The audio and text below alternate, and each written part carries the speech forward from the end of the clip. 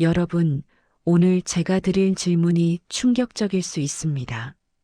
하지만 이 질문은 반드시 해야 합니다. 사탄이 가장 좋아하는 사람이 누구인지 아십니까? 살인자입니까? 강도입니까? 음란한 사람입니까? 아닙니다. 사탄이 가장 좋아하는 사람은 바로 교회 안에 있습니다. 매주 예배에 나오는 사람입니다. 성경을 들고 다니는 사람입니다. 기도한다고 말하는 사람입니다. 여러분은 지금 놀라고 계실 것입니다. 어떻게 그럴 수 있습니까? 교회 다니는 사람을 사탄이 좋아한다고요? 사랑하는 성도님들, 이것이 바로 오늘 우리가 다뤄야 할 가장 무서운 진실입니다. 사탄은 교회 밖의 사람보다 교회 안에 어떤 사람들을 더 좋아합니다. 왜 그럴까요? 교회 밖의 사람들은 이미 사탄의 것입니다. 사탄은 그들을 위해 애쓸 필요가 없습니다. 하지만 교회 안에는 두 종류의 사람이 있습니다. 하나님의 일을 하는 사람, 사탄의 일을 하는 사람. 놀랍게도 둘 다 교회 안에 있습니다. 둘 다 예배에 참석합니다. 둘 다 성경을 읽습니다. 둘 다 기도합니다. 하지만 결과는 완전히 다릅니다. 하나는 하나님 나라를 세웁니다. 하나는 하나님 나라를 무너뜨립니다. 하나는 사탄이 두려워하는 사람입니다. 하나는 사탄이 좋아하는 사람입니다. 찰스 스펄전 목사는 이렇게 말했습니다. 교회 안에서 가장 위험한 사람은 불신자가 아니라 미지근한 신자이다. 사탄은 뜨거운 사람을 공격하지만 미지근한 사람은 그냥 둔다. 왜냐하면 그들은 이미 사탄의 목적을 이루고 있기 때문이다. 여러분, 이 말씀을 이해하십니까? 사탄의 공격을 받지 않는다는 것이 축복이 아닐 수 있습니다. 사탄의 공격을 받지 않는다는 것이 오히려 위험 신호일 수 있습니다. 왜냐하면 사탄은 이미 자기 목적을 이루고 있는 사람을 굳이 공격하지 않기 때문입니다. 요한계시록 3장 15절부터 16절을 보십시오. 내가 내 행위를 아노니 내가 차지도 아니하고 뜨겁지도 아니하도다. 내가 차든지 뜨겁든지 하기를 원하노라. 내가 이같이 미지근하여 뜨겁지도 아니하고 차지도 아니하니 내 입에서 너를 토하여 버리리라. 예수님께서 라오디게아 교회에게 무엇이라고 하셨습니까? 내가 미지근하다고 하셨습니다. 차지도 뜨겁지도 않다고 하셨습니다. 이것이 가장 위험한 상태라고 하셨습니다. 내 입에서 토하여 버리겠다고 하셨습니다. 사탄이 가장 좋아하는 사람이 바로 이런 사람입니다. 미지근한 사람입니다. 차지도 뜨겁지도 않은 사람입니다. 교회는 다니지만 변화가 없는 사람입니다. 예배는 드리지만 순종하지 않는 사람입니다. 오늘 이 영상을 클릭하신 것은 우연이 아닙니다. 하나님께서 여러분에게 보내신 경고의 메시지입니다. 혹시 여러분이 사탄이 좋아하는 사람은 아닌지 점검하는 메시지입니다. 지금부터 7가지 무서운 진실을 말씀드리겠습니다. 첫 번째부터 6번째까지도 충격적입니다. 하지만 7번째를 모르면 여러분은 평생 속을 수 있습니다. 끝까지 들으십시오. 여러분의 영적 생명이 달린 문제입니다. 통계를 하나 말씀드리겠습니다. 한국 갤럽 조사에 따르면 한국 개신교인 중 실제로 매일 성경을 읽는 비율이 얼마나 될까요? 10%입니다. 매일 기도하는 비율은 얼마나 될까요? 20%입니다. 교회는 다니지만 실제 신앙생활을 하지 않는 사람이 80%입니다. 이들이 바로 사탄이 가장 좋아하는 사람들입니다. 왜 그럴까요? 그들은 교회 안에 있으면서 교회를 무너뜨리기 때문입니다. 그들은 신자라고 하면서 불신자처럼 살기 때문입니다. 그들은 예수님의 이름을 더럽히기 때문입니다. 지금 댓글에 이렇게 고백하십시오. 성령님, 제가 사탄이 좋아하는 사람인지 보여주소서. 주님, 제 영적 상태를 드러내 주소서. 고백하셨습니까? 그렇다면 시작하겠습니다. 첫 번째 무서운 진실입니다. 사탄은 미지근한 신자를 가장 좋아합니다. 요한계시록 3장 15절부터 17절을 다시 보십시오. 내가 내 행위를 아노니 내가 차지도 아니하고 뜨겁지도 아니하도다. 내가 차든지 뜨겁든지 하기를 원하노라. 내가 이같이 미지근하여 뜨겁지도 아니하고 차지도 아니하니 내 입에서 너를 토하여 버리리라.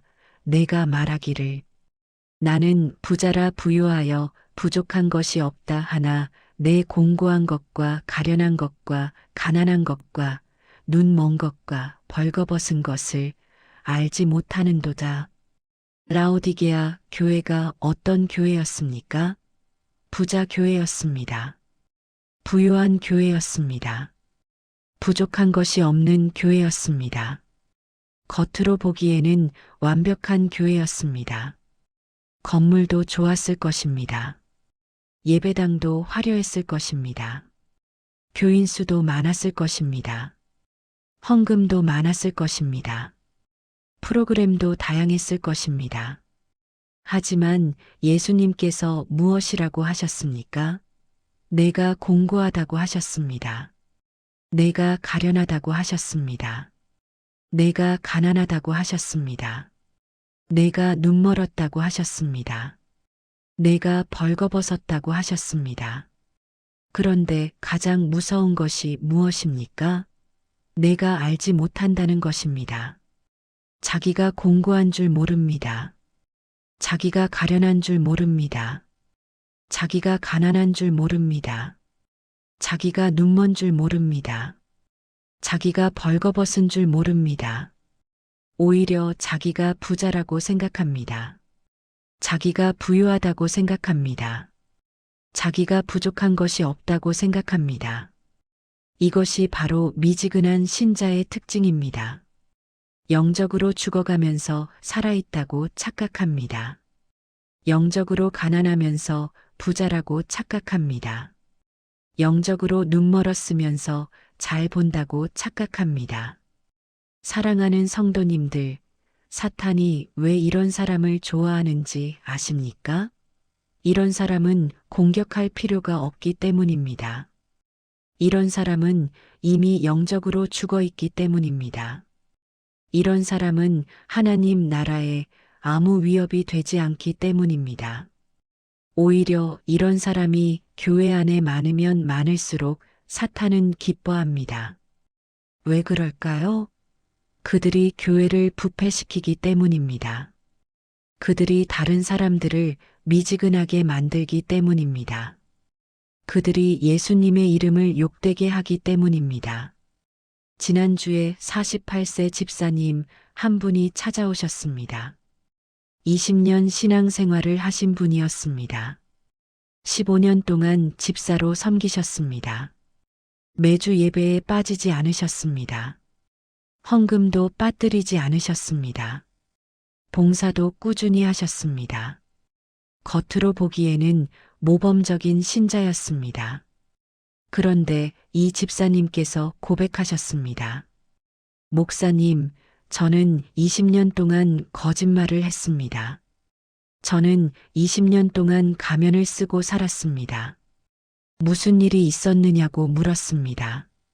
지난주에 제 딸이 대학교에 갔습니다. 룸메이트가 크리스천이었습니다. 그 친구가 제 딸에게 물었습니다. 너도 교회 다니니? 제 딸이 대답했습니다. 우리 부모님이 교회 다니는데 저는 안 믿어요. 왜 안 믿느냐고 물었습니다. 제 딸이 이렇게 대답했습니다. 우리 아빠는 주일에는 집사님이에요. 교회에서 웃으면서 섬겨요. 기도도 열심히 해요. 성경도 읽어요. 하지만 집에 오면 완전히 달라져요. 화를 내요. 욕을 해요. 엄마한테 소리 지르고 때려요. 저한테도 폭언을 해요. 술 먹고 들어와서 난동 부려요. 월요일부터 토요일까지는 불신자예요.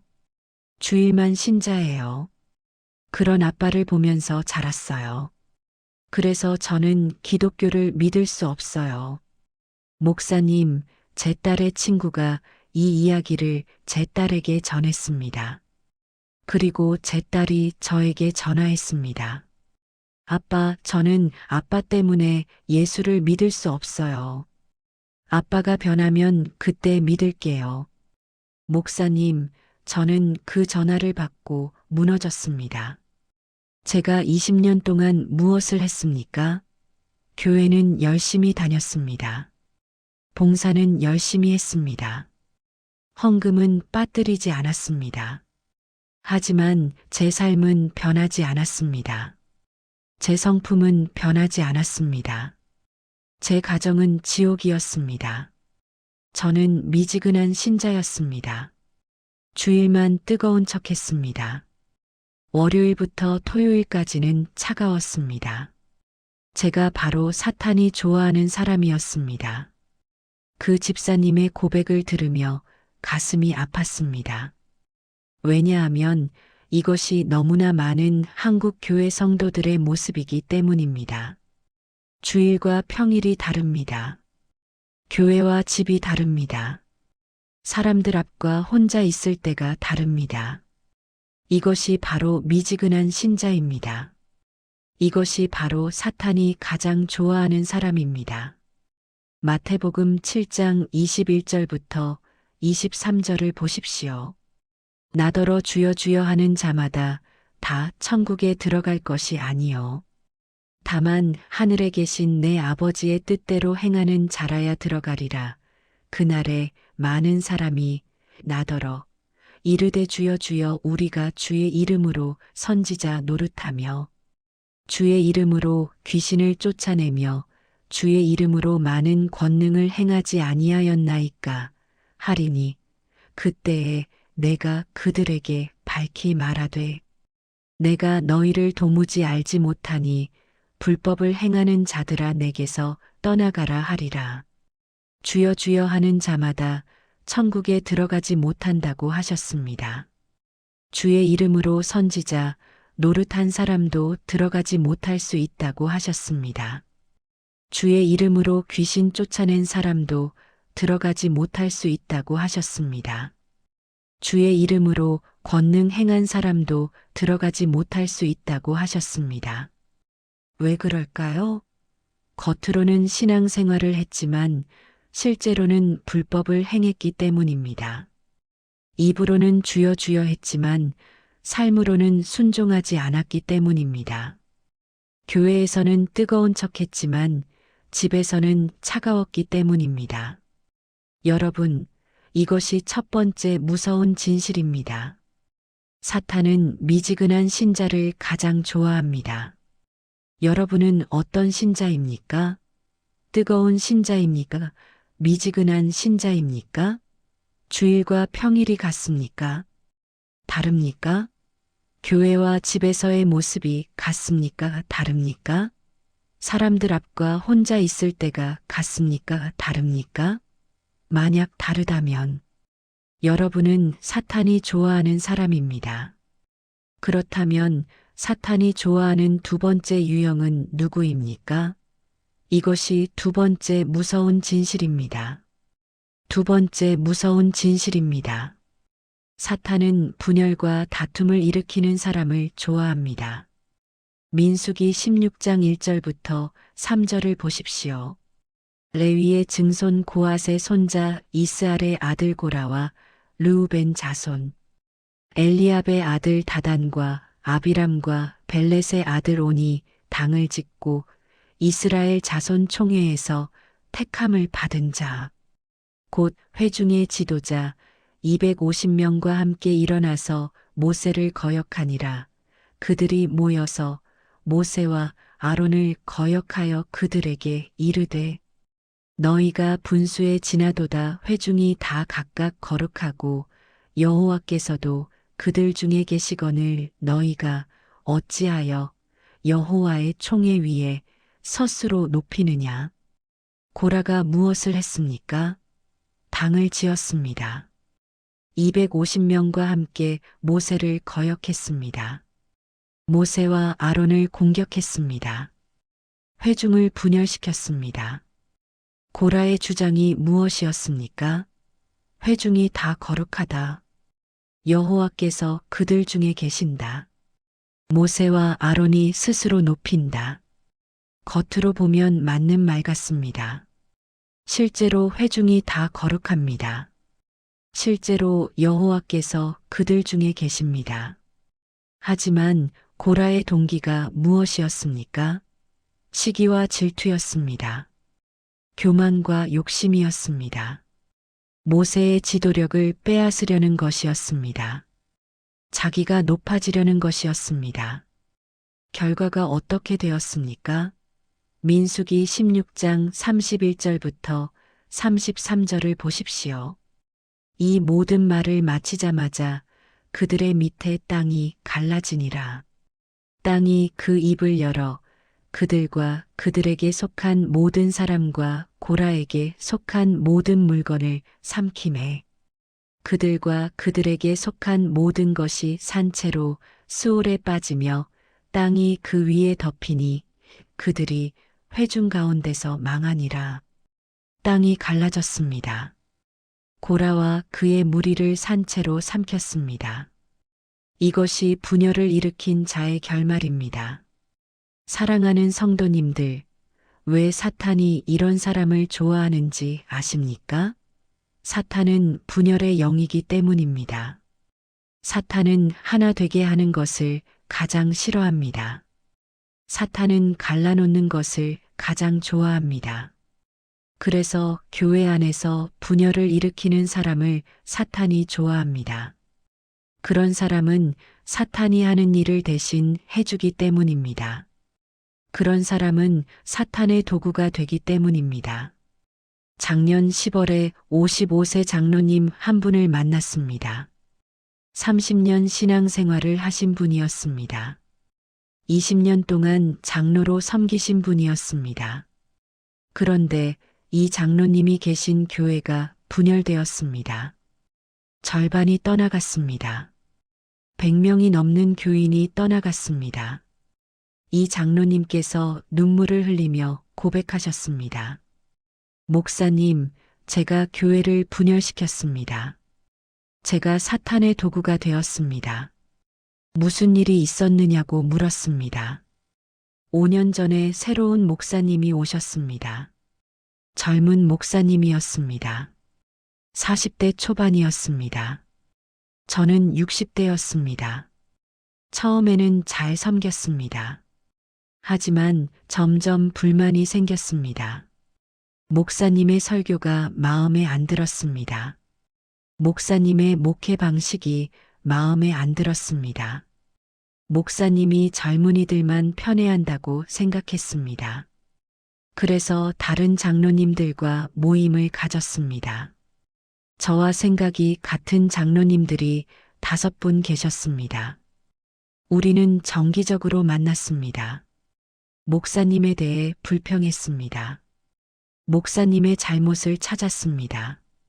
목사님을 바꿔야 한다고 결론 내렸습니다. 그리고 당회에서 목사님을 공격했습니다. 교인들 앞에서 목사님을 비난했습니다. 교인들을 우리 편과 목사님 편으로 나눴습니다. 결국 교회가 분열되었습니다. 100명이 넘는 교인이 저를 따라 나갔습니다. 우리는 새로운 교회를 시작했습니다. 처음에는 잘 되는 것 같았습니다. 하지만 1년 후부터 문제가 생겼습니다. 교인들 간에 다툼이 생겼습니다. 분열이 또 생겼습니다. 이번에는 제가 공격을 받았습니다. 3년 후에 교회는 문을 닫았습니다. 목사님, 저는 그제야 깨달았습니다. 제가 한 것이 하나님의 일이 아니라는 것을 말입니다. 제가 한 것이 사탄의 일이었다는 것을 말입니다. 저는 고라와 똑같은 일을 했습니다. 당을 지었습니다. 지도자를 공격했습니다. 회중을 분열시켰습니다. 그리고 결국 망했습니다. 목사님, 저는 20년 동안 장로였지만 사탄의 도구였습니다. 그 장로님의 고백을 들으며 울었습니다. 왜냐하면 이것이 너무나 많은 한국 교회의 현실이기 때문입니다. 장로라는 이름으로 교회를 분열시킵니다. 권사라는 이름으로 다툼을 일으킵니다. 집사라는 이름으로 비판과 정죄를 합니다. 잠언 6장 16절부터 19절을 보십시오. 여호와께서 미워하시는 것 곧 그의 마음에 싫어하시는 것이 67가지이니 곧 교만한 눈과 거짓된 혀와 무죄한 자의 피를 흘리는 손과 악한 계교를 꾀하는 마음과 빨리 악으로 달려가는 발가 거짓을 말하는 망령된 증인과 형제 사이를 이간하는 자니라. 하나님께서 가장 미워하시는 것이 무엇입니까? 7가지가 나옵니다. 그 중에 마지막이 무엇입니까? 형제 사이를 이간하는 자입니다. 분열을 일으키는 자입니다. 하나님께서 이것을 가장 미워하십니다. 하지만 사탄은 이것을 가장 좋아합니다. 여러분, 이것이 두 번째 무서운 진실입니다. 사탄은 분열과 다툼을 일으키는 사람을 좋아합니다. 여러분은 어떤 사람입니까?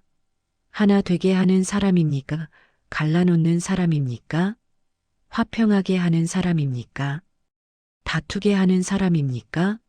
목사님을 존중하는 사람입니까? 비난하는 사람입니까? 교회를 세우는 사람입니까? 무너뜨리는 사람입니까? 만약 후자라면 여러분은 사탄이 좋아하는 사람입니다. 그렇다면 사탄이 좋아하는 세 번째 유형은 누구입니까? 이것이 세 번째 무서운 진실입니다. 세 번째 무서운 진실입니다. 사탄은 비판과 정죄로 가득한 사람을 좋아합니다. 마태복음 7장 1절부터 5절을 보십시오. 비판을 받지 아니하려거든 비판하지 말라. 너희가 비판하는 그 비판으로 너희가 비판을 받을 것이요. 너희가 헤아리는 그 헤아림으로 너희가 헤아림을 받을 것이니라.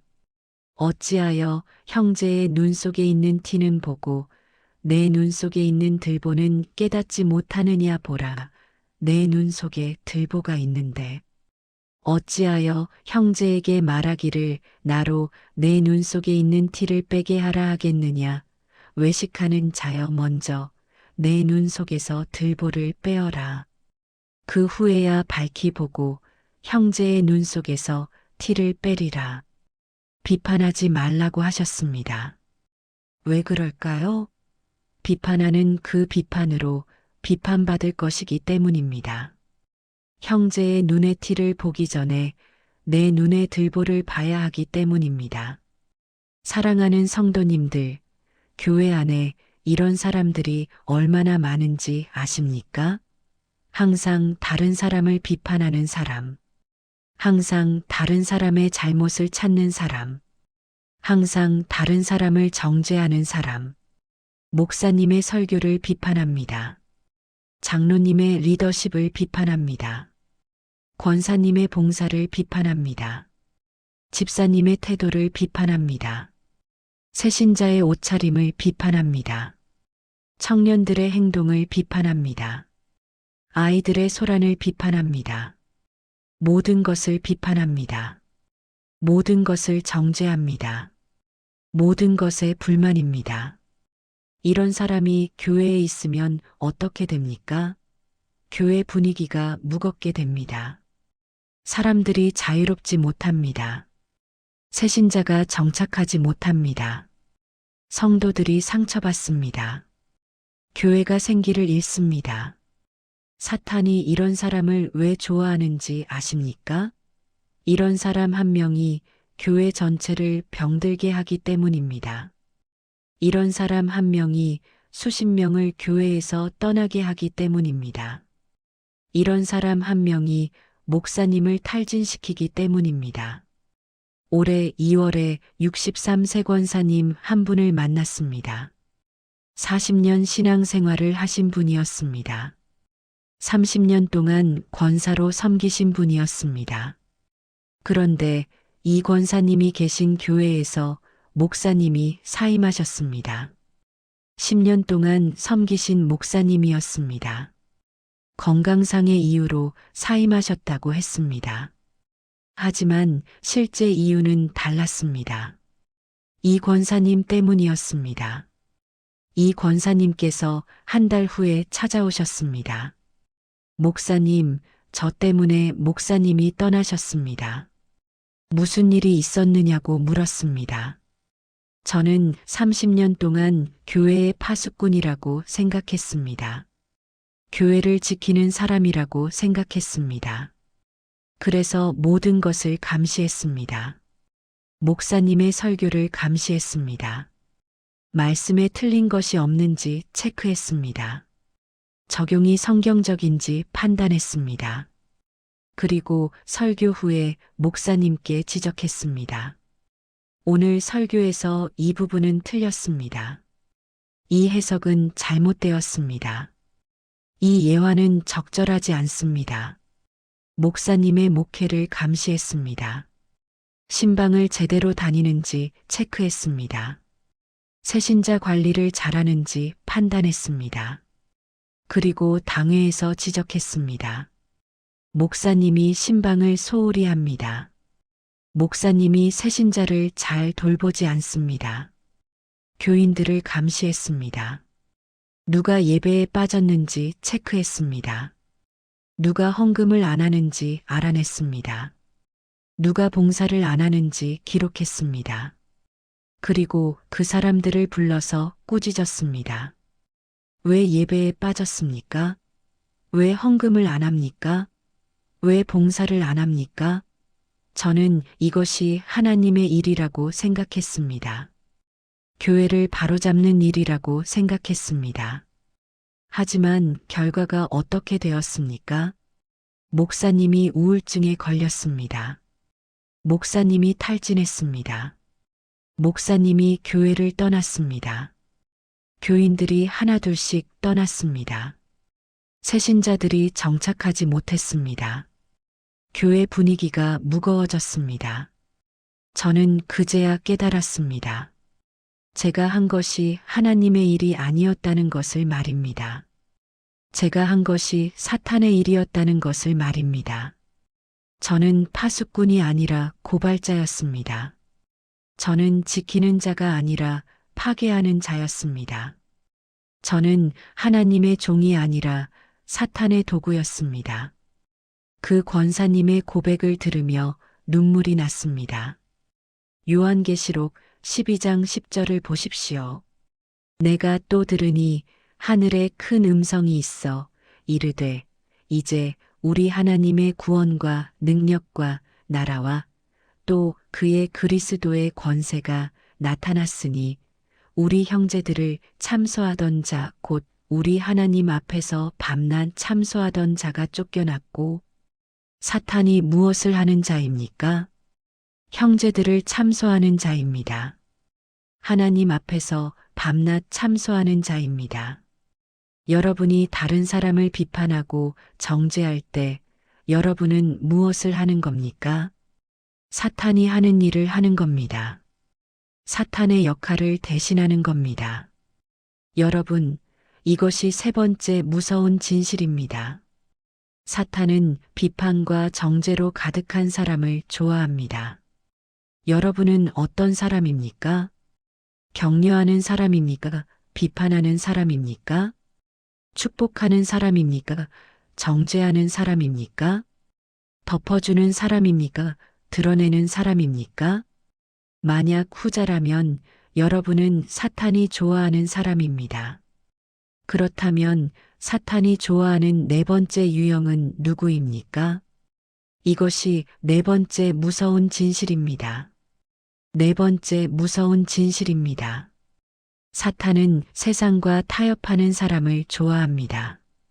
민수기 22장 5절부터 7절을 보십시오.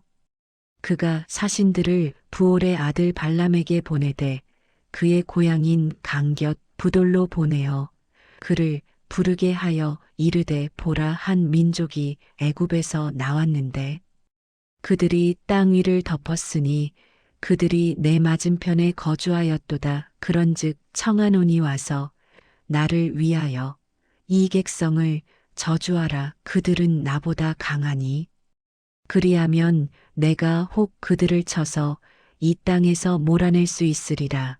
내가 아노니 내가 축복하는 자는 복을 받고 내가 저주하는 자는 저주를 받을 것이니라. 모압의 장로들과 미디안의 장로들이 정궤의 예물을 손에 가지고 떠나 발람에게 이르러 발락의 말을 그에게 전하니 발람이 누구였습니까? 선지자였습니다. 하나님의 말씀을 전하는 사람이었습니다. 축복하는 자는 복을 받고 저주하는 자는 저주를 받는 능력이 있었습니다. 그런데 발락 왕이 발람에게 무엇을 제안했습니까? 이스라엘을 저주해 달라고 했습니다. 그 대가로 돈을 주겠다고 했습니다. 높은 지위를 주겠다고 했습니다. 발람이 어떻게 했습니까? 민수기 22장 18절을 보십시오.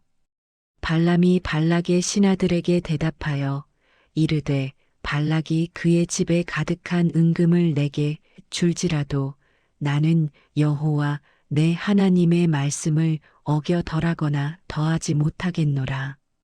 처음에는 거절했습니다. 은금을 줘도 하나님의 말씀을 어기지 않겠다고 했습니다. 훌륭한 대답입니다. 하지만 발람의 마음속에는 욕심이 있었습니다. 돈에 대한 욕심이 있었습니다. 지위에 대한 욕심이 있었습니다. 그래서 발람이 무엇을 했습니까? 하나님께 다시 물었습니다.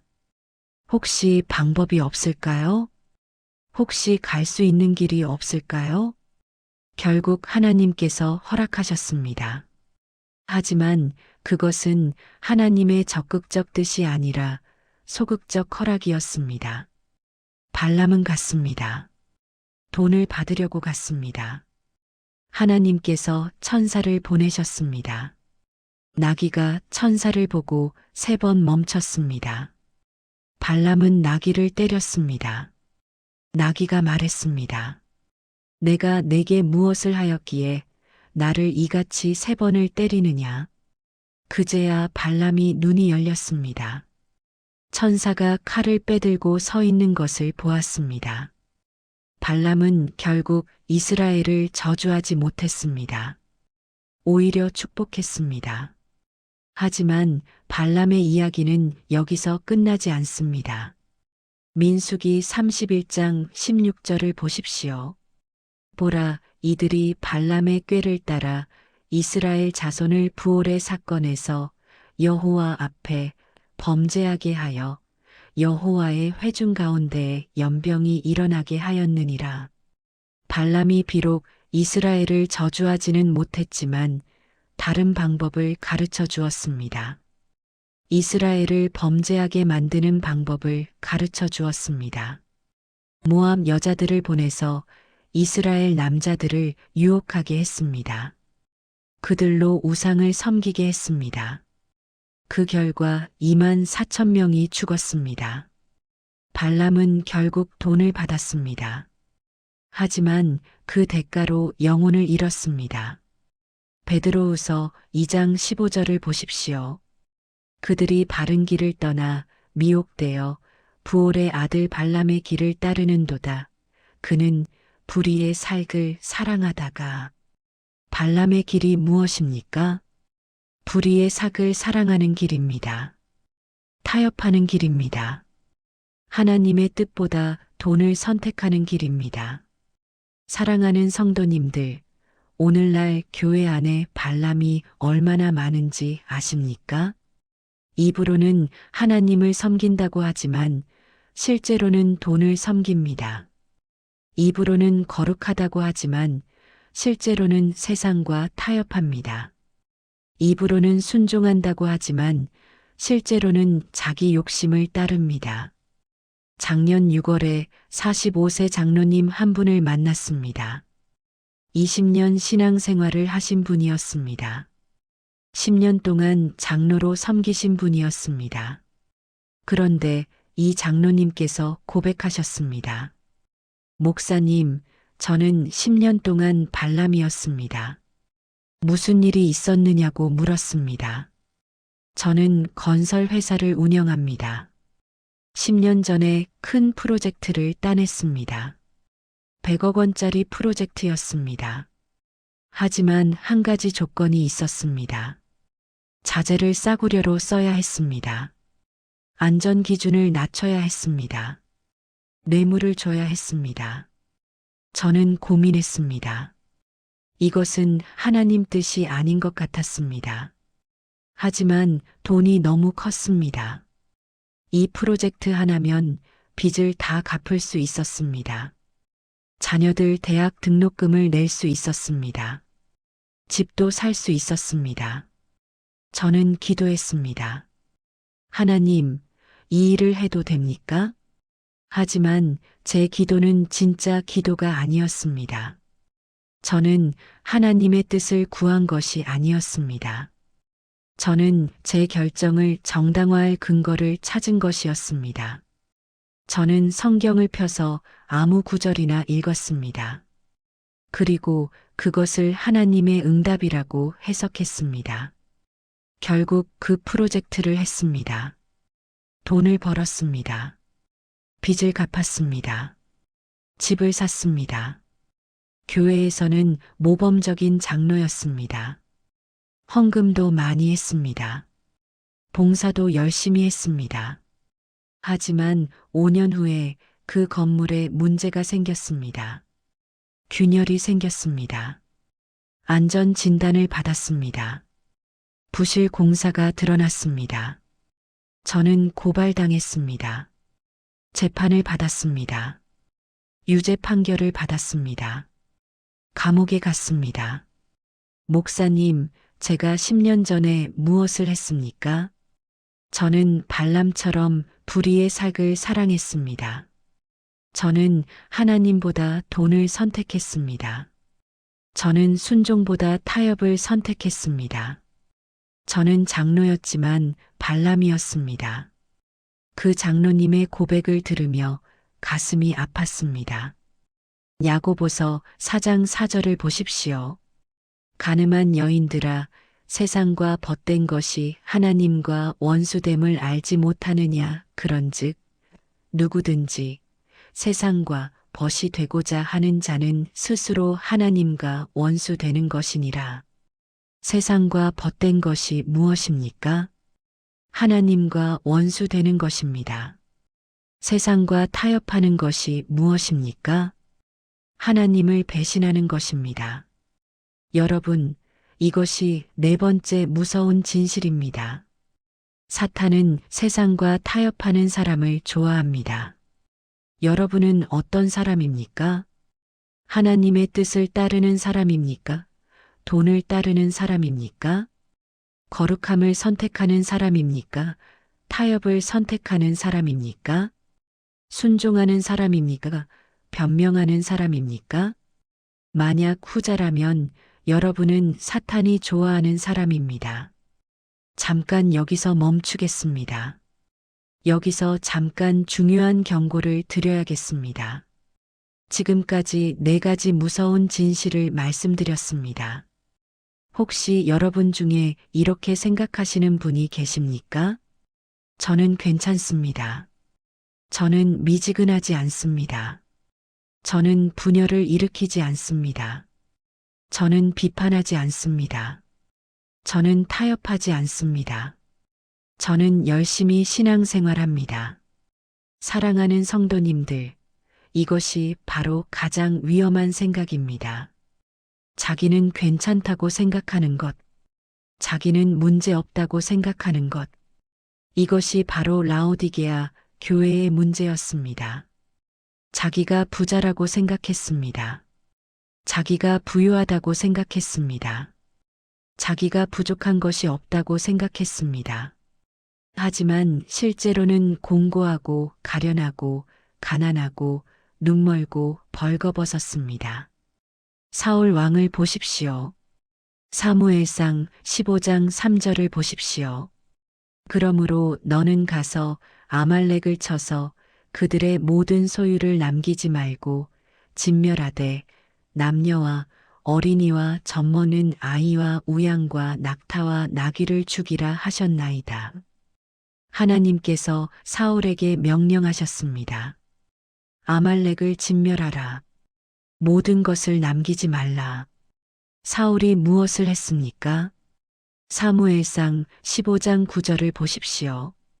사울과 백성이 아각과 그의 양과 소의 가장 좋은 것 또는 기름진 것과 어린 양과 모든 좋은 것을 남기고 진멸하기를 즐겨 아니하고 가치 없고 하찮은 것은 진멸하니라.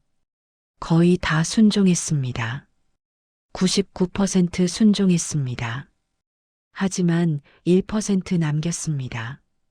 좋은 것들을 남겼습니다. 사울이 무엇이라고 변명했습니까? 사무엘상 15장 15절을 보십시오. 사울이 이르되 그것은 무리가 아말렉 사람에게서 끌어온 것인데 백성이 당신의 하나님 여호와께 제사하려 하여 양과 소의 가장 좋은 것을 남김이요 그 외의 것은 우리가 진멸하였나이다 하는지라. 하나님께 제사 드리려고 남겼다고 변명했습니다. 좋은 의도였다고 변명했습니다. 거의 다 순종했다고 변명했습니다. 하나님께서 무엇이라고 하셨습니까? 사무엘상 15장 22절부터 23절을 보십시오. 사무엘이 이르되 여호와께서 번제와 다른 제사를 그의 목소리를 청종하는 것을 좋아하심같이 좋아하시겠나이까. 순종이 제사보다 낫고 듣는 것이 순양의 기름보다 나으니 이는 거역하는 것은 점치는 죄와 같고 완고한 것은 사신 우상에게 절하는 죄와 같음이라. 왕이 여호와의 말씀을 버렸으므로 여호와께서도 왕을 버려 왕이 되지 못하게 하셨나이다 하니 순종이 제사보다 낫다고 하셨습니다. 부분 순종은 불순종이라고 하셨습니다. 거역하는 것은 점치는 죄와 같다고 하셨습니다. 완고한 것은 우상 숭배와 같다고 하셨습니다. 사울은 왕위를 잃었습니다. 여러분은 사울처럼 부분 순종하고 계십니까? 거의 다 순종하면 된다고 생각하십니까? 1% 정도는 괜찮다고 생각하십니까? 아닙니다. 하나님께서는 완전한 순종을 원하십니다.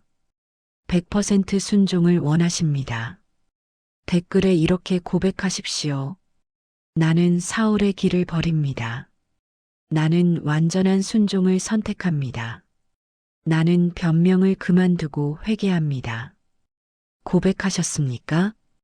그렇다면 이제 5번째 무서운 진실을 말씀드리겠습니다. 5번째 무서운 진실입니다. 사탄은 교만하고 자기 의로운 사람을 좋아합니다. 누가복음 18장 10절부터 14절을 보십시오. 두 사람이 기도하러 성전에 올라가니 하나는 바리새인이요 하나는 세리라. 바리새인은 서서 따로 기도하여 이르되 하나님이여 나는 다른 사람들 곧 토색불에 간음을 하는 자들과 같지 아니하고 이 세리와도 같지 아니함을 감사하나이다. 나는 일해에 2번씩 금식하고 또 소득의 11조를 드리나이다 하고 세리는 멀리 서서 감히 눈을 들어 하늘을 쳐다보지도 못하고 다만 가슴을 치며 이르되 하나님이여 불쌍히 여기소서 나는 죄인이로소이다 하였느니라. 내가 너희에게 이르노니 이에 저 바리새인이 아니요. 이 사람이 의롭다 하심을 받고 그의 집으로 내려갔느니라. 무릇 자기를 높이는 자는 낮아지고 자기를 낮추는 자는 높아지리라 하시니라. 두 사람이 기도했습니다. 바리새인과 세리입니다. 바리새인의 기도가 무엇이었습니까? 나는 다른 사람들과 같지 아니함을 감사한다. 나는 토색하지 않는다. 나는 불의하지 않는다. 나는 간음하지 않는다. 나는 저 세리와 같지 않다. 나는 일주일에 2번 금식한다. 나는 11조를 드린다. 겉으로 보면 훌륭한 사람입니다. 실제로 죄를 짓지 않았습니다. 실제로 금식을 했습니다. 실제로 11조를 드렸습니다. 하지만 문제가 무엇이었습니까? 교만이었습니다. 자기의였습니다. 다른 사람과 비교했습니다. 자기를 높였습니다. 세리의 기도는 무엇이었습니까? 하나님이여 불쌍히 여기소서 나는 죄인이로소이다. 짧은 기도입니다. 겸손한 기도입니다. 회개하는 기도입니다. 예수님께서 누가 의롭다 하심을 받았다고 하셨습니까? 세리라고 하셨습니다. 바리새인이 아니라고 하셨습니다. 왜 그럴까요? 자기를 높이는 자는 낮아지고 자기를 낮추는 자는 높아지기 때문입니다. 사랑하는 성도님들, 오늘날 교회 안에 바리새인이 얼마나 많은지 아십니까? 나는 저 사람보다 낫다고 생각하는 사람. 나는 술 안 마신다. 나는 담배 안 핀다. 나는 도박 안 한다. 나는 교회 열심히 다닌다. 나는 11조 드린다. 나는 봉사한다. 나는 새벽기도 나간다. 그래서 나는 저 사람보다 낫다. 이것이 바로 바리새인의 기도입니다. 이것이 바로 자기의입니다. 이것이 바로 교만입니다. 올해 4월에 58세 장로님 한 분을 만났습니다. 35년 신앙생활을 하신 분이었습니다. 25년 동안 장로로 섬기신 분이었습니다. 그런데 이 장로님께서 고백하셨습니다. 목사님, 저는 25년 동안 바리새인이었습니다. 무슨 일이 있었느냐고 물었습니다. 한 달 전에 심장마비로 쓰러졌습니다. 응급실에 실려갔습니다. 사경을 헤맸습니다. 그 순간 제 인생이 주마등처럼 지나갔습니다. 그리고 깨달았습니다. 제가 25년 동안 무엇을 했는지 말입니다.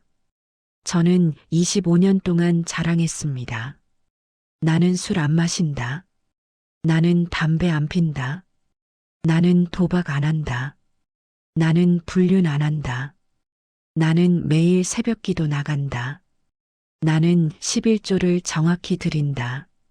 나는 선교비를 많이 낸다. 나는 봉사를 많이 한다. 나는 다른 장로들보다 낫다. 나는 저 집사들보다 낫다. 나는 저 평신도들보다 낫다.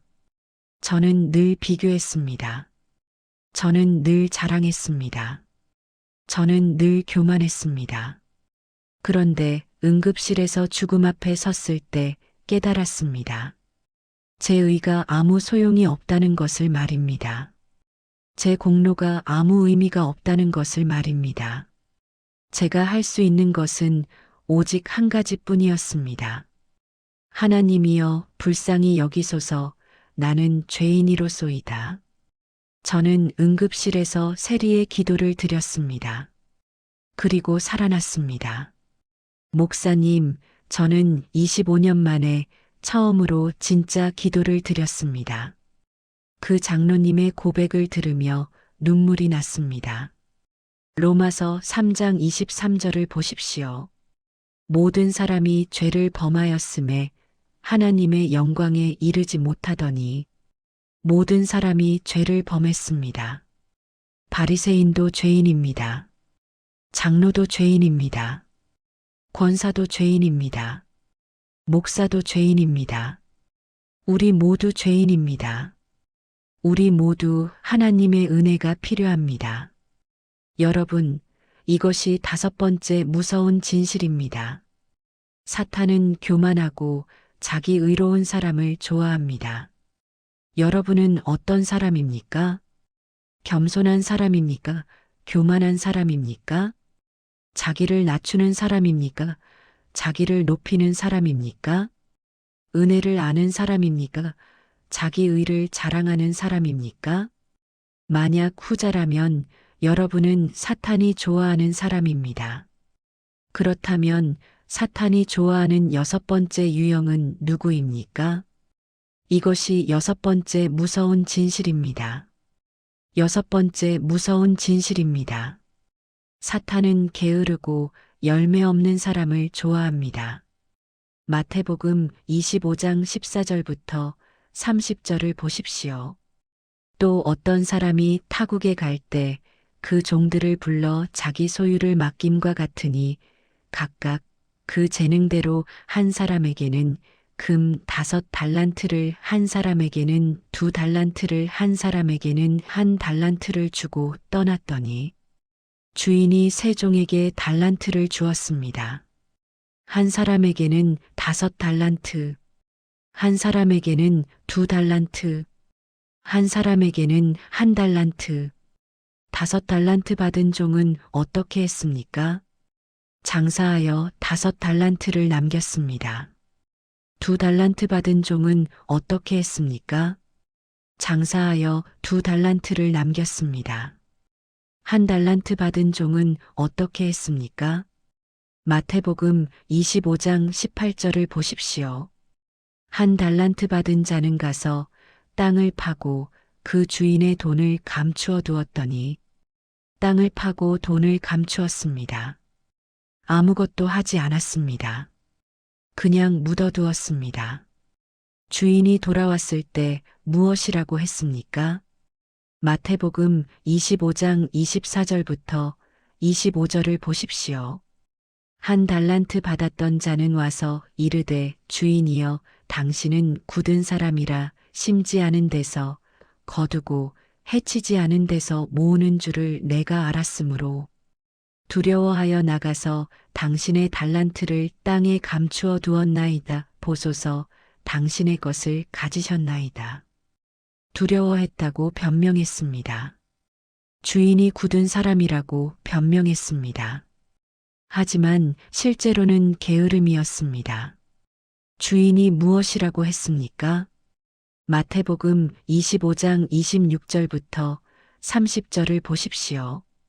그 주인이 대답하여 이르되 악하고 게으른 종아 나는 심지 않은 데서 거두고 해치지 않은 데서 모으는 줄로 내가 알았느냐?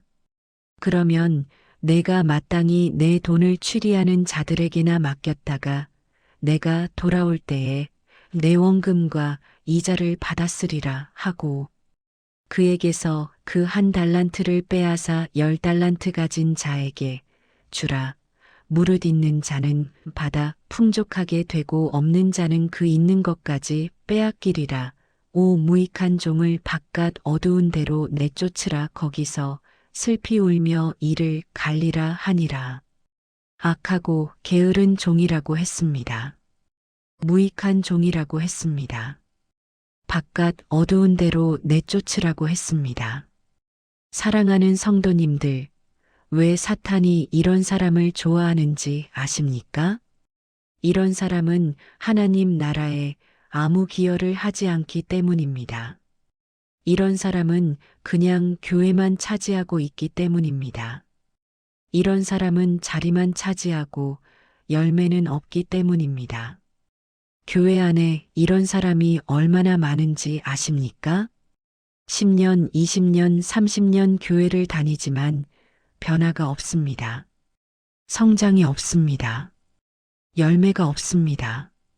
전도한 사람이 한 명도 없습니다. 양육한 사람이 한 명도 없습니다.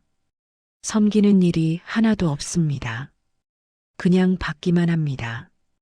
그냥 앉아만 있습니다. 그냥 구경만 합니다. 작년 9월에 68세 권사님 한 분을 만났습니다. 45년 신앙생활을 하신 분이었습니다.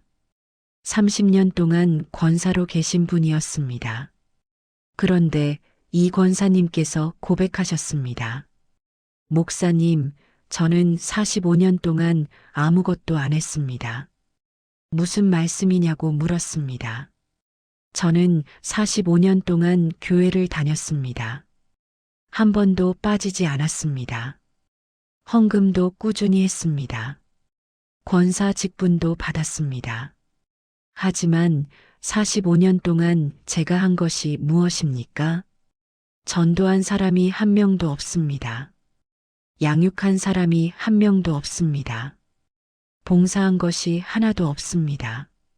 그냥 받기만 했습니다. 그냥 앉아만 있었습니다. 그냥 구경만 했습니다. 지난주에 손녀가 물었습니다. 할머니 교회 다니면 뭐가 달라지는데요? 저는 대답할 수 없었습니다. 제가 45년 동안 교회를 다녔지만 달라진 게 없었습니다. 제 성품도 그대로였습니다. 제 삶도 그대로였습니다. 제 가정도 그대로였습니다. 저는 한 달란트 받은 종과 똑같았습니다. 받은 것을 그냥 묻어두었습니다. 아무것도 하지 않았습니다. 아무 열매도 맺지 않았습니다. 목사님, 제가 45년 동안 무엇을 했습니까? 저는 악하고 게으른 종이었습니다. 저는 무익한 종이었습니다. 그 권사님의 고백을 들으며 마음이 아팠습니다.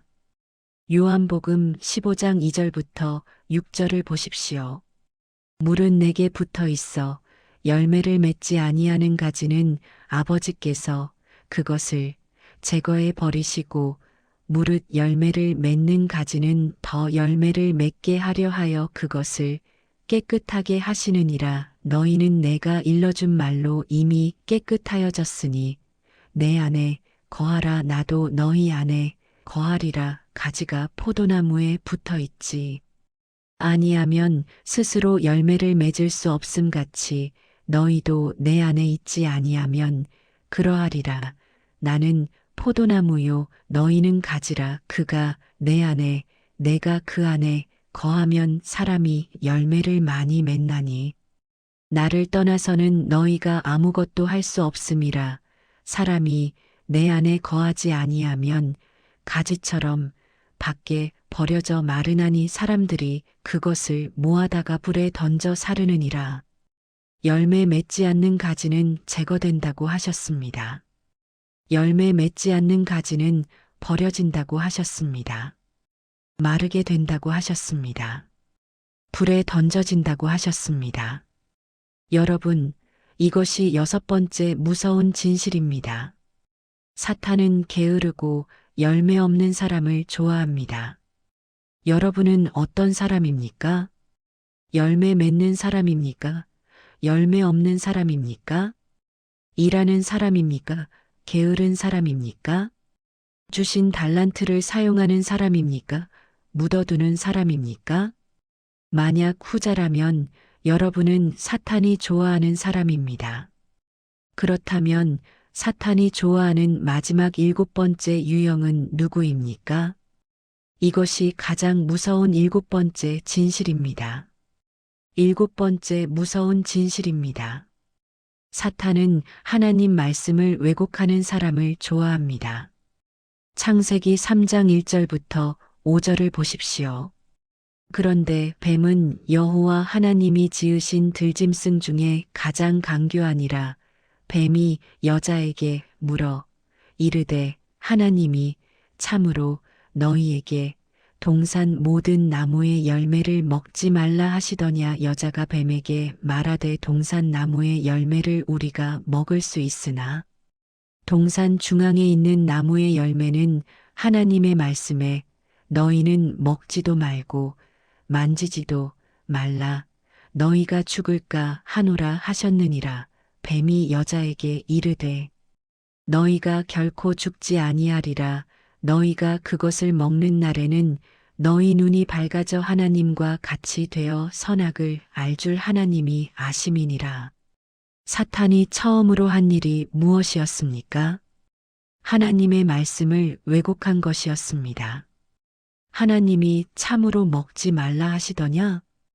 이것은 하나님 말씀에 의심을 심는 것입니다. 너희가 결코 죽지 아니하리라. 이것은 하나님 말씀을 정면으로 부정하는 것입니다. 너희 눈이 밝아져 하나님과 같이 되리라. 이것은 하나님 말씀을 왜곡하는 것입니다. 사탄의 첫 번째 전략이 무엇입니까? 하나님 말씀을 의심하게 만드는 것입니다. 하나님 말씀을 부정하게 만드는 것입니다. 하나님 말씀을 왜곡하게 만드는 것입니다. 사랑하는 성도님들, 오늘날 교회 안에서 이런 일이 일어나고 있습니다. 하나님 말씀을 자기 뜻대로 해석합니다. 하나님 말씀을 자기 편의대로 왜곡합니다. 하나님 말씀을 자기 정당화의 도구로 사용합니다. 복음을 변질시킵니다. 은혜를 방종으로 바꿉니다. 자유를 육체의 기회로 삽니다. 디모데후서 4장 3절부터 4절을 보십시오. 때가 이르리니 사람들이 바른 교훈을 받지 아니하며 귀가 가려워서 자기의 사욕을 따를 스승을 많이 두고 또 그 귀를 진리에서 돌이켜 허탄한 이야기를 따르리라. 바른 교훈을 받지 않는다고 하셨습니다. 자기 사욕을 따를 스승을 둔다고 하셨습니다. 진리에서 돌이킨다고 하셨습니다. 허탄한 이야기를 따른다고 하셨습니다. 이것이 바로 오늘날의 모습입니다. 자기가 듣고 싶은 말씀만 듣습니다. 자기를 정당화해주는 설교만 찾습니다. 자기 죄를 책망하는 말씀은 거부합니다. 회개를 요구하는 설교는 싫어합니다. 올해 7월에 42세 집사님 한 분을 만났습니다. 15년 신앙생활을 하신 분이었습니다. 그런데 이 집사님께서 고백하셨습니다. 목사님, 저는 15년 동안 하나님 말씀을 왜곡했습니다. 무슨 일이 있었느냐고 물었습니다. 저는 10년 전에 사업을 시작했습니다. 건설 자재 사업이었습니다. 경쟁이 치열했습니다. 살아남으려면 불법을 해야 했습니다. 뇌물을 줘야 했습니다. 탈세를 해야 했습니다. 저는 고민했습니다. 이것이 하나님 뜻일까? 그래서 성경을 찾았습니다. 그리고 이런 구절을 발견했습니다. 로마서 13장 1절. 각 사람은 위에 있는 권세들에게 복종하라. 저는 이것을 이렇게 해석했습니다. 공무원이 뇌물을 요구하면 주는 것이 복종이다. 세무서가 눈 감아주면 감사히 받는 것이 지혜다. 잠언 6장 6절부터 8절. 게으른 자여 개미에게 가서 그가 하는 것을 보고 지혜를 얻으라. 저는 이것을 이렇게 해석했습니다. 개미처럼 부지런히 돈을 벌어야 한다. 어떤 방법을 쓰든 열심히 일하면 된다. 마태복음 6장 33절. 너희는 먼저 그의 나라와 그의 의를 구하라 그리하면 이 모든 것을 너희에게 더하시리라. 저는 이것을 이렇게 해석했습니다. 하나님 나라를 구하면 돈을 주신다. 헌금만 많이 하면 축복받는다. 저는 10년 동안 이렇게 살았습니다. 불법을 저질렀습니다. 뇌물을 줬습니다. 탈세를 했습니다. 하지만 헌금은 많이 했습니다. 11조도 정확히 드렸습니다. 건축 헌금도 많이 했습니다. 그리고 스스로 정당화했습니다. 나는 하나님 나라를 구하고 있다. 나는 복음을 위해 헌금하고 있다. 나는 교회를 위해 일하고 있다. 그런데 한 달 전에 세무조사를 받았습니다. 탈세가 드러났습니다. 뇌물이 드러났습니다. 저는 구속되었습니다. 목사님, 저는 10년 동안 무엇을 했습니까? 저는 하나님 말씀을 왜곡했습니다. 저는 성경을 제 죄를 정당화하는 도구로 사용했습니다. 저는 사탄처럼 하나님 말씀을 왜곡했습니다. 그 집사님의 고백을 들으며 전율했습니다. 베드로후서 3장 16절을 보십시오. 또 그 모든 편지에도 이런 일에 관하여 말하였으되 그 중에 알기 어려운 것이 덜어 있으니 무식한 자들과 굳세지 못한 자들이 다른 성경과 같이 그것도 억지로 풀다가 스스로 멸망에 이르느니라. 성경을 억지로 푼다고 하셨습니다. 스스로 멸망에 이른다고 하셨습니다. 여러분, 이것이 7번째 가장 무서운 진실입니다. 사탄은 하나님 말씀을 왜곡하는 사람을 좋아합니다. 여러분은 어떤 사람입니까? 하나님 말씀을 있는 그대로 받는 사람입니까? 왜곡하는 사람입니까? 하나님 말씀에 순종하는 사람입니까? 억지로 해석하는 사람입니까? 하나님 말씀으로 변화되는 사람입니까? 자기 정당화의 도구로 쓰는 사람입니까? 만약 후자라면 여러분은 사탄이 가장 좋아하는 사람입니다. 이제 지금까지 나눈 7가지 무서운 진실을 간단히 정리하겠습니다. 첫 번째, 사탄은 미지근한 신자를 가장 좋아합니다. 라오디게아 교회처럼 차지도 뜨겁지도 않은 사람, 주일과 평일이 다른 사람, 교회와 집에서 모습이 다른 사람. 두 번째, 사탄은 분열과 다툼을 일으키는 사람을 좋아합니다. 고라처럼 당을 짓고 지도자를 공격하는 사람, 회중을 갈라놓는 사람. 세 번째, 사탄은 비판과 정죄로 가득한 사람을 좋아합니다. 사탄처럼 형제들을 참소하는 사람, 항상 다른 사람의 잘못을 찾는 사람. 네 번째, 사탄은 세상과 타협하는 사람을 좋아합니다. 발람처럼 불의의 삭을 사랑하는 사람, 하나님보다 돈을 선택하는 사람. 다섯 번째, 사탄은 교만하고 자기 의로운 사람을 좋아합니다. 바리새인처럼 자기를 높이는 사람, 다른 사람과 비교하며 자랑하는 사람. 여섯 번째, 사탄은 게으르고 열매 없는 사람을 좋아합니다. 한 달란트 받은 종처럼 아무것도 하지 않는 사람. 오랜 신앙생활에도 변화와 성장이 없는 사람. 일곱 번째, 사탄은 하나님 말씀을 왜곡하는 사람을 좋아합니다. 사탄처럼 하나님 말씀을 의심하고 부정하고 왜곡하는 사람. 자기 정당화의 도구로 성경을 사용하는 사람. 사랑하는 성도님들, 이제 함께 기도하겠습니다. 지금부터 함께 기도하겠습니다. 눈을 감으셔도 좋고 소리내어 따라하셔도 좋습니다. 한 문장씩 천천히 따라하십시오. 하나님 아버지 감사합니다. 오늘 이 무서운 진실을 보여주셔서 감사합니다. 제 눈을 열어주셔서 감사합니다. 주님 고백합니다. 저는 미지근한 신자였습니다. 용서하여 주십시오. 저는 분열을 일으켰습니다. 용서하여 주십시오. 저는 비판하고 정죄했습니다. 용서하여 주십시오. 저는 세상과 타협했습니다. 용서하여 주십시오. 저는 교만하고 자기 의로웠습니다. 용서하여 주십시오. 저는 게으르고 열매가 없었습니다. 용서하여 주십시오. 저는 하나님 말씀을 왜곡했습니다. 용서하여 주십시오. 주님, 오늘 결단합니다. 오늘부터 뜨거운 신자가 되겠습니다. 오늘부터 화평하게 하는 자가 되겠습니다. 오늘부터 축복하고 격려하겠습니다.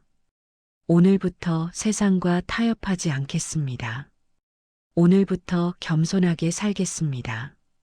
오늘부터 열매 맺는 삶을 살겠습니다. 오늘부터 하나님 말씀에 순종하겠습니다.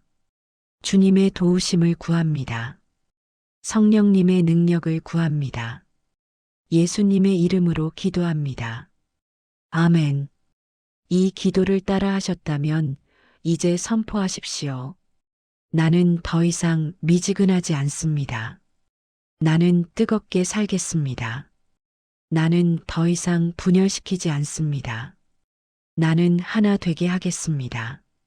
나는 더 이상 비판하지 않습니다. 나는 축복하겠습니다. 나는 더 이상 타협하지 않습니다. 나는 거룩하게 살겠습니다. 나는 더 이상 교만하지 않습니다. 나는 겸손하게 살겠습니다. 나는 더 이상 게으르지 않습니다. 나는 열매 맺겠습니다. 나는 하나님 말씀에 순종합니다. 이 선포가 여러분의 고백이 되었습니다. 사랑하는 성도님들, 이 메시지가 여러분을 깨우기를 축복합니다. 여러분이 사탄이 두려워하는 사람이 되기를 축복합니다. 여러분이 뜨겁게 하나님을 사랑하는 사람이 되기를 축복합니다. 여러분이 열매 맺는 삶을 사는 사람이 되기를 축복합니다. 주 예수 그리스도의 은혜와 하나님의 사랑과 성령의 교통하심이 여러분과 함께 하시기를 축복합니다. 이 기도가 진심이라면 댓글에 아멘을 남겨주십시오. 여러분의 결단을 댓글로 나누어 주십시오. 저는 오늘부터 뜨겁게 살겠습니다. 저는 오늘부터 열매 맺겠습니다. 저는 사탄이 두려워하는 사람이 되겠습니다. 여러분의 고백이 다른 분들에게 용기가 될 것입니다. 이 영상이 필요한 분께 공유하십시오. 미지근한 신앙생활을 하시는 분께 보내주십시오. 영적으로 잠들어 있는 분께 보내주십시오. 그리고 구독 버튼을 눌러주십시오. 알림 설정을 해주십시오. 다음 영상에서 또 만나겠습니다. 하나님의 축복이 여러분과 함께 하시기를 기도합니다.